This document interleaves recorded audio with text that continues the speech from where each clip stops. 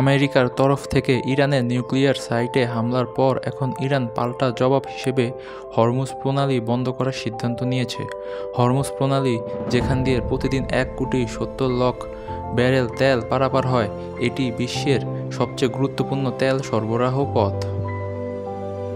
যখন এই প্রণালী বন্ধ হয়ে যাবে তখন শুধু ইরান নয়, সৌদি আরব, ইরাক, কুয়েত, কাতার, সংযুক্ত আরব আমিরাতের সব তেল রপ্তানি বন্ধ হয়ে যাবে।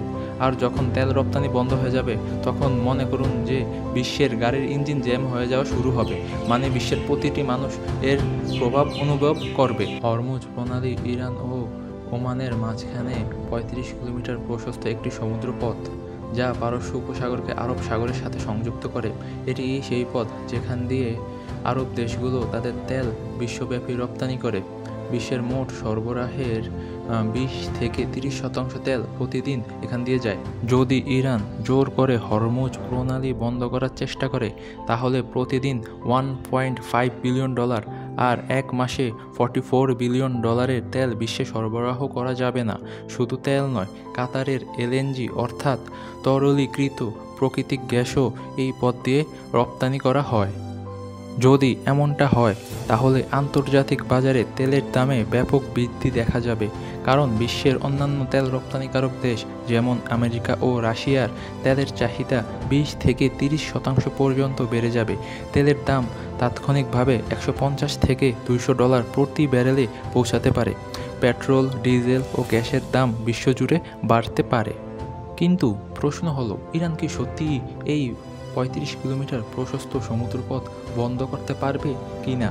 ইতিহাসে দেখা যায় ইরান বারবার হরমুজ প্রণালী বন্ধ করার হুমকি দিয়েছে, কিন্তু সে কখনোই এটি পুরোপুরি বন্ধ করেনি। 2008 সালেও একই ধরনের উত্তেজনা ছিল, যেমনটি আজ সারা বিশ্বে দেখা যাচ্ছে।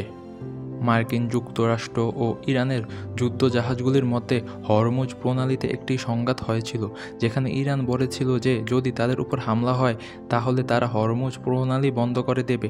সেই সময়েও আন্তর্জাতিক বাজারে আতঙ্ক ছড়িয়েছিল, কিন্তু ইরান এটি বন্ধও করেনি। 2011 ও 2012 সালে আমেরিকা ইরানের তেল রপ্তানির উপর নিষেধাজ্ঞা আরোপ করে। সেই সময়েও ইরান হরমুজ প্রণালী বন্ধ করার হুমকি দিয়েছিল, কিন্তু আমেরিকা বলেছিল যে এটি যুদ্ধের কাজ হিসেবে বিবেচিত হবে।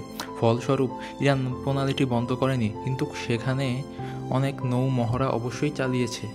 2019 সালেও এমনটাই দেখা যায়, যখন America IRGC Islamic revolutionary guard কর্পসকে সন্ত্রাসী সংগঠন হিসেবে ঘোষণা করে।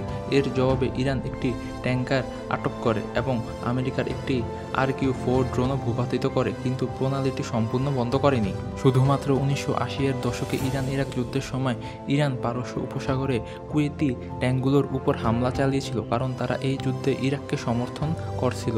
কিন্তু আমেরিকা মধ্যস্থতা করে এবং মার্কিন নৌবাহিনী কুয়েতি জাহাজগুলোকে এসকর্ট করা শুরু করে। সেই সময়েও হরমুজ প্রণালী সম্পূর্ণভাবে বন্ধ করা হয়নি। সুতরাং এতে প্রমাণিত হয় যে প্রতিটি সংঘাতের মধ্যে ইরানের পক্ষ থেকে হরমুজ প্রণালী বন্ধ করার হুমকি অবশ্যই আসে, কিন্তু ইরান আসলে এমনটা করতে পারে না, কারণ এটি শুধুমাত্র আন্তর্জাতিক আইনের বিরুদ্ধে নয়, বরং এর ফলে ইরানের নিজেরও বড় ক্ষতি হবে।